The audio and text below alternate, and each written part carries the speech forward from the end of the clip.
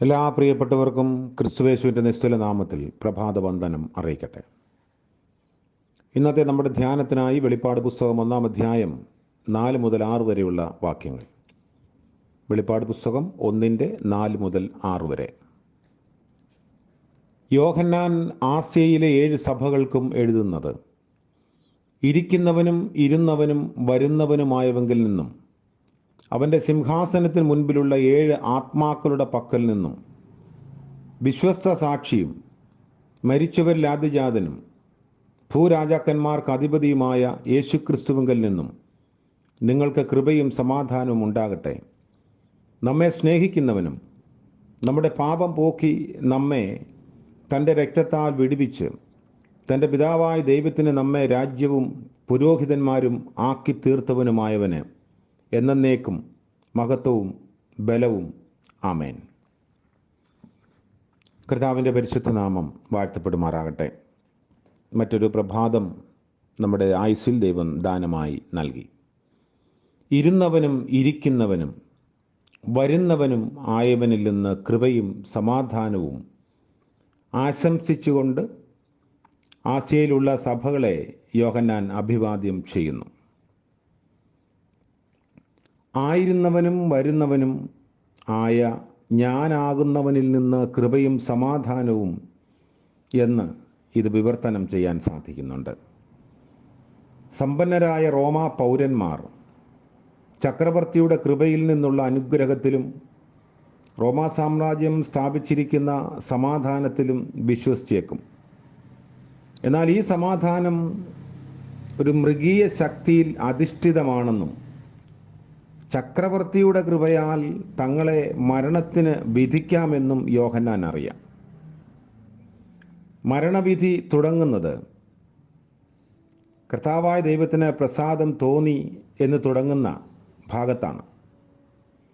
പക്ഷേ മരുഭൂമിയിലേക്ക് പലായനം ചെയ്ത ഇടയബാലനായ മോശയ്ക്ക് തൻ്റെ നാമം വെളിപ്പെടുത്തിയ ദൈവത്തിൽ നിന്ന് വിമോചനത്തിൻ്റെ കൃപയും സമാധാനവുമാണ് യോഹന്നാൻ പ്രസ്താവിക്കുന്ന ഈ വാചകങ്ങളുമായി ചേർന്ന് നിൽക്കുന്നത്.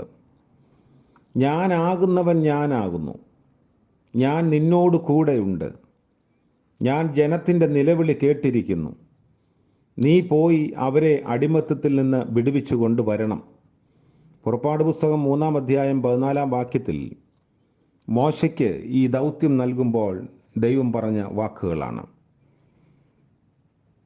മിസ്രയീമിൽ നിന്നുള്ള പുറപ്പാടിൽ സന്നിഹിതനായിരുന്ന ദൈവം ഇപ്പോഴും നിന്നോട് കൂടെയുണ്ട്, അല്ലെങ്കിൽ നമ്മോട് കൂടെയുണ്ട് എന്ന് ഈ വേദഭാഗം നമ്മെ ഓർമ്മിപ്പിക്കുകയും ധൈര്യപ്പെടുത്തുകയും ചെയ്യുന്നു. അവൻ വരാനിരിക്കുന്നവനുമാണ്, വന്നവൻ, ഇരിക്കുന്നവൻ, ഇനിയും വരുന്ന ദൈവം. ഭാവിയെക്കുറിച്ച് അറിയേണ്ട മൗലിക കാര്യം അതാണ്. വരാനിരിക്കുന്ന ദൈവം. അവൻ അൽഫയും ഒമേഗയും ആദ്യനും അന്ത്യനും എന്നൊക്കെ നമ്മൾ പിന്നീട് കാണുന്നു. ഗ്രീക്ക് അക്ഷരമാലയിലെ ആദ്യത്തെയും അവസാനത്തെയും അക്ഷരങ്ങളെ സൂചിപ്പിച്ച് ഇങ്ങനെ പറയുമ്പോൾ യേശുക്രിസ്തുവിൻ്റെ പിതാവായ ദൈവം പുറപ്പാടിൻ്റെ ദൈവമാണ് എന്നർത്ഥം. അവൻ ആരംഭവും അവസാനവും ഉറവിടവും ലക്ഷ്യവുമാണ്. മനുഷ്യർ സംസാരിക്കുകയും അവരുടെ ലക്ഷ്യങ്ങളെ വിശദീകരിക്കുകയും തങ്ങളുടെ താല്പര്യങ്ങൾക്കും മോഹങ്ങൾക്കും അനുസരിച്ച് ചരിത്രം രൂപപ്പെടുത്തുകയും ചെയ്താലും ദൈവം ചരിത്രത്തെ ആകമാനം ഉൾക്കൊള്ളുന്നു. അൽഫയ്ക്കും ഒമേഗയ്ക്കും ഇടയ്ക്ക് സംഭവിക്കുന്നതൊക്കെ അനിവാര്യമല്ലാത്തതും ദുഷിച്ചതും അപകടകരവുമാണ് എന്ന് വ്യാഖ്യാനിക്കുന്നവരുമുണ്ട്. എന്നാൽ അവയ്ക്കൊന്നും ദൈവത്തിൻ്റെ ആദ്യതയെയും അന്ത്യതയെയും ബാധിക്കാൻ കഴിയുന്നില്ല. ജീവൻ്റെ ആരംഭത്തെയും അവസാനത്തെയും നിയന്ത്രിക്കാൻ മനുഷ്യൻ കൈനീട്ടുന്ന കാല അളവിലാണ് നാം ഇന്ന് ജീവിക്കുന്നത്. നമ്മൾ ശാസ്ത്രത്തിൻ്റെ വളർച്ചയിൽ ജീവൻ്റെ അണുവിനെ ഭേദിക്കുകയും അതിൻ്റെ ആരംഭം എങ്ങനെയെന്ന് തിരിച്ചറിയാൻ ശ്രമിക്കുകയൊക്കെ ചെയ്യുന്നുണ്ട്. ഏതാനും ഗ്രാം കൊണ്ട് മനുഷ്യവർഗത്തെ ആകെ നശിപ്പിക്കാൻ പോരുന്ന പ്ലൂട്ടോണിയത്തെ എത്തിപ്പിടിക്കുകയും ചെയ്തിരിക്കുന്നു. നമ്മൾ ജീനുകളെ കൈകാര്യം ചെയ്യാനും തുടങ്ങിയ കാലഘട്ടം.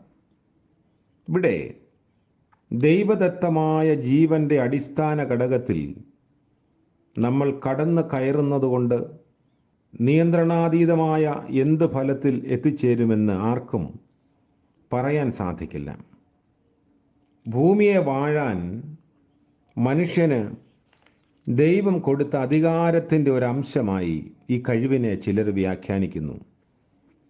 എന്നാൽ ശാസ്ത്രവും സാങ്കേതിക വിദ്യയും ഉപയോഗിക്കുന്നതിൽ ശക്തിയെക്കുറിച്ചുള്ള ദൈവത്തിൻ്റെ ഉദ്ദേശത്തിനൊക്കെ അനുസൃതമായി അൽഫയോടും ഒമേഗയോടും ബന്ധപ്പെടുത്താൻ സാധിക്കില്ല. നാം നമ്മിൽ തന്നെ അൽഫയും ഒമേഗയുമായി, ജീവൻ്റെയും മരണത്തിൻ്റെയും അധിപരായി, നാശവും മരണവും വിളിച്ചു വരുത്തുന്ന ഗൗരവതരമായ പ്രശ്നങ്ങൾ ഇന്ന് നമ്മെ അഭിമുഖീകരിക്കുന്നു. വർത്തമാന ഭൂത ഭാവി കാലങ്ങളുടെ ദൈവത്തെ, അല്ലെങ്കിൽ അൽഫയും ഒമേഗയുമായവനെ വെളിപ്പാട് പുസ്തകത്തിൽ പാൻറ്റാക്രാറ്റർ, സർവശക്തൻ എന്നാണ് പലയിടങ്ങളിലും അഭിസംബോധന ചെയ്തിരിക്കുന്നത്. സെബാവോത്ത്, സൈന്യങ്ങളുടെ യഹോവ എന്ന എബ്രായ പദത്തിൻ്റെ ഗ്രീക്ക് വാക്കായ ഈ പദത്തിന് സർവശക്തൻ, പാൻറ്റാക്രാറ്റർ എന്നാണ് അർത്ഥം നമ്മൾ മനസ്സിലാക്കുന്നത്. എല്ലാ ശക്തിയുമുള്ളവൻ എന്ന അർത്ഥത്തിലല്ല, എല്ലാറ്റിനെയും ആരംഭിക്കുന്നവൻ എന്നാണ് ഈ വാക്കിൻ്റെ ഭാഷാർത്ഥം. ദൈവമെല്ലാം ചെയ്യുന്നുവെന്നോ ദൈവത്തിനെല്ലാം ചെയ്യാമെന്നോ അല്ല അത് പറയുന്നത്. പിന്നെയോ മനുഷ്യർ ചെയ്യുകയോ അഴിക്കുകയോ ചെയ്യുന്ന യാതൊന്നിനും ദൈവത്തെ നിഷ്കാസനം ചെയ്യാനോ ദൈവത്തിൻ്റെ രഹസ്യങ്ങളെ തിരിച്ചറിയാനോ സാധിക്കില്ല. ദൈവത്തിൻ്റെ ഉദ്ദേശത്തെ എന്നേക്കുമായി പരാജയപ്പെടുത്താനോ സാധിക്കില്ല. മനുഷ്യ ചരിത്രത്തിന് ദൈവത്തിനപ്പുറം പോകാനാവില്ല. ദൈവത്തെ കടത്തിവെട്ടാനാവില്ല. നമ്മൾ എന്ത് ചെയ്താലും സകല അസ്തിത്വത്തിൻ്റെയും ഉറവയായ ദൈവം വിധികർത്താവും രക്ഷിതാവുമായി നിലനിൽക്കുന്നു. ഇനിയും വരുന്നവനായ ദൈവം, ഇതൊരു വലിയ പ്രതീക്ഷ മനുഷ്യകുലത്തിന് നൽകുന്നു. ദൈവം ചരിത്രത്തിൽ പ്രവർത്തിക്കുകയും വീണ്ടും വരികയും ചെയ്യുന്ന ദൈവമാണ്. നമ്മുടെ മാനുഷികമായ കണ്ടുപിടുത്തങ്ങൾ പരിമിതികൾ നിറഞ്ഞതാണ്. എന്നാൽ പരിമിതികളില്ലാത്ത ദൈവം നമ്മോട് കൂടെ ഇരിക്കുന്നു. ആ ദൈവം ഏതെങ്കിലും ഒരു പ്രത്യേക കാലഘട്ടത്തിലുള്ള ദൈവമല്ല, വന്നവനും ഇരിക്കുന്നവനും വരുന്നവനുമായ ദൈവം, 3 കാലങ്ങളെയും ബന്ധിപ്പിക്കുന്ന ദൈവം. ആ ദൈവത്തിൻ്റെ സന്നിധിയിലാണ് ഇന്ന് പ്രഭാതത്തിലും നമ്മളായിരിക്കുന്നത്. ദൈവത്തിൻ്റെ സർവശക്തിയെ അംഗീകരിക്കുകയും അതിന് കീഴടങ്ങുകയും ചെയ്യുക. കാലത്തിൻ്റെ പരിമിതികൾക്കപ്പുറത്തുള്ള ദൈവം നമ്മുടെ ദൈവമാണ്. നമ്മുടെ ആവശ്യങ്ങളെ അറിയുകയും നമ്മുടെ ഹൃദയവിചാരങ്ങളെയും നൊമ്പരങ്ങളെയും നന്നായി ആരാഞ്ഞ് അറിയുകയും ചെയ്യുന്ന ദൈവം നമ്മോട് കൂടെയുള്ള ദൈവമാണ്. ഇന്നത്തെ പകൽക്കാല ജീവിതത്തിൽ കർത്താവിൻ്റെ അനുഗ്രഹം ലഭിക്കേണ്ടതിനായി നമുക്ക് പ്രാർത്ഥിക്കാം. കാരുണ്യവാനായ വാഴ്ത്തപ്പെട്ട ഞങ്ങളുടെ ദൈവമേ, സ്വർഗീയ പിതാവേ, അനുഗ്രഹീതമായ മറ്റൊരു പ്രഭാതം കൂടെ ദാനമായി നൽകിയതോർത്ത് ഞങ്ങൾ അങ്ങയെ സ്തുതിക്കുന്നു. രാത്രിയിൽ വരാമായിരുന്ന ആപത്തനർത്ഥങ്ങൾ ഞങ്ങളെ വിടുവിച്ച് ജീവനുള്ളവരുടെ ദേശത്തേക്ക് ഈ പ്രഭാതത്തിൽ കൊണ്ടുവന്ന ദൈവത്തിന് സ്തോത്രം. ഇന്നത്തെ പകൽക്കാലം ജീവിപ്പാനുള്ള ബലവും കൃപയും അടിയങ്ങൾക്ക് ഉയരത്തിൽ നിന്ന് പ്രദാനം ചെയ്യണമേ. ഞങ്ങളുടെ പോക്കിലും വരവിലും യാത്രകളിലും ജീവിതത്തിൻ്റെ മറ്റാവശ്യങ്ങളിലും പ്രവർത്തന മേഖലകളിലും അവിടുന്ന് കൂടെ ഇരുന്ന് സംഭവ ബഹുലതകളുടെ മധ്യത്തിൽ കാത്തുകൊള്ളണമേ എന്ന് യാചിക്കുന്നു. ഇന്നത്തെ പകൽക്കാല ജീവിതത്തിൻ്റെ എല്ലായിടങ്ങളിലും അവിടുത്തെ കൃപ പകരണമേ. ആവശ്യഭാരത്തോടും വളരെ നൊമ്പരങ്ങളോടും കൂടെ ദൈവസന്നിധിയിലായിരിക്കുന്നവർക്ക് ആശ്വാസദായകനായി ഒപ്പമുണ്ടായിരിക്കണമേ. ഇന്ന് ജന്മദിനം ആഘോഷിക്കുന്ന പ്രിയപ്പെട്ടവർ, വിവാഹ വാർഷികം ആഘോഷിക്കുന്നവർ, അങ്ങനെ ജീവിതത്തിൻ്റെ മധുരതരമായ അനുഭവങ്ങൾ അയവിറക്കുന്ന എല്ലാവരെയും ഓർത്ത് സ്തോത്രം. നന്മയുടെയും അനുഗ്രഹത്തിൻ്റെയും പുതിയ നാളുകളെ അവിടുന്ന് പ്രദാനം ചെയ്യണമേ.